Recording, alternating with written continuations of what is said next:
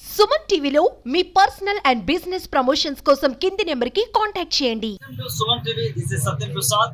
ఈరోజు చిత్తూరు నగరంలో one depot RTC సంబంధించిన షాపింగ్ కాంప్లెక్స్ సమస్య ఇక్కడ సంచలనం రేపుతోంది. గత 4 సంవత్సరాల క్రితం ఆర్టీసీ వన్ డిపోకు సంబంధించి ఒక 3 షాపులను ఒక వ్యక్తికి అతని భార్యకు షాప్ అద్దెకిస్తే వాళ్ళు 3 షాపుల్ని 6 షాపులుగా చేసుకుంటూ సబ్ లీజ్కి ఇచ్చారు. ఇప్పుడు ఆర్టీసీ అధికారులు అడిగితే సబ్ లీజ్కి ఇవ్వాలన్న ఆలోచన మా డిమాండ్ లో లేదు, అగ్రిమెంట్ లో లేదు, కాబట్టి ఈరోజు ఆ షాపుల్ని మూసివేస్తున్నామని చెప్పి వాళ్ళు చెప్పడం జరిగింది. సబ్ లీజ్ ఇచ్చుకుంటూ దాన్ని ఆర్టీసీ వాళ్ళకి ఇచ్చే అమౌంట్ కన్నా ఎక్కువగా అద్దె వసూలు చేసుకుంటున్నారన్న ఆరోపణతో ఈ షాపులను వాళ్ళు క్లోజ్ చేయడం జరిగింది.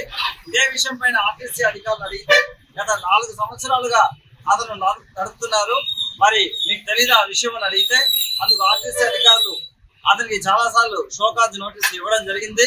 కానీ అతనిలో మార్పు రాకపోవడంతోనే ఈరోజు షాపులను పోలీసుల సహకారంతో మూసివేయడం జరిగిందని వాళ్ళు చెప్పడం జరిగింది. కానీ ఈ షాపుల్లో 6 షాపుల్లో అద్దెకున్నటువంటి ఆ అద్దెదారులు వారి బాధను వెళ్ళగక్కుతున్నారు. దాదాపు ₹1,00,000, ₹2,00,000 అడ్వాన్స్ కట్టేసి నెలకు ₹10,000 మేము ఇక్కడ బాడుగ కడుతున్నాము. రెగ్యులర్ గా బాడుగ అయితే కడుతున్నాము.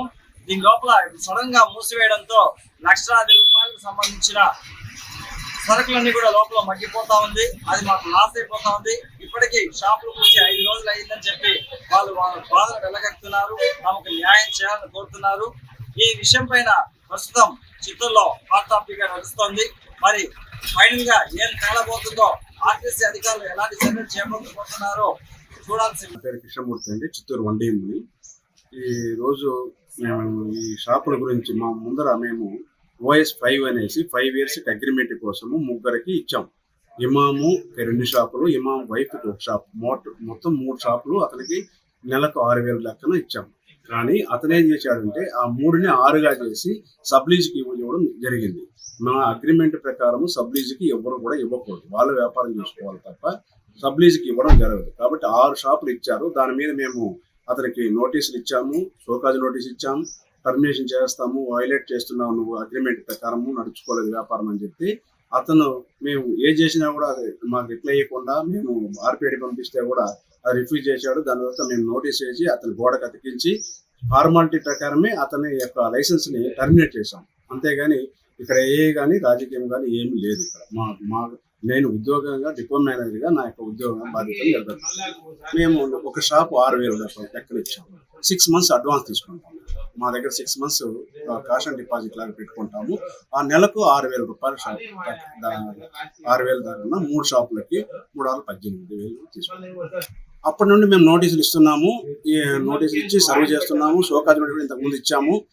అప్పుడు కూడా కొన్ని అనివార్య కారణాల వల్ల మేము టర్మినేషన్ చేయలేకపోయినాము. ఇప్పుడు నేను వచ్చిన టర్మినేట్ చేస్తాను. నేను ఇప్పుడు తొందరగా వచ్చాను. 4 సంవత్సరాలు అయింది అతనికి పూర్తి. ఇంకొక సంవత్సరం ఉంది లెఫ్ట్ ఓవర్ సర్వీస్. ఆ 1 సంవత్సరంలో క్లోజ్ అగ్రిమెంట్ అయిపోతుంది.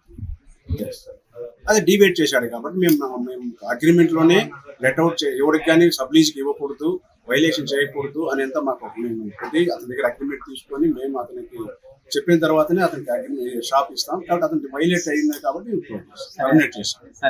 మేము ఇచ్చిన ప్లేస్మెంట్లోనే సబ్లీజ్కి ఇచ్చుకున్నారు. ఇది చూసి మేము మా సెక్యూరిటీ వాళ్ళు వెళ్ళి నోటీస్ ఇచ్చాము.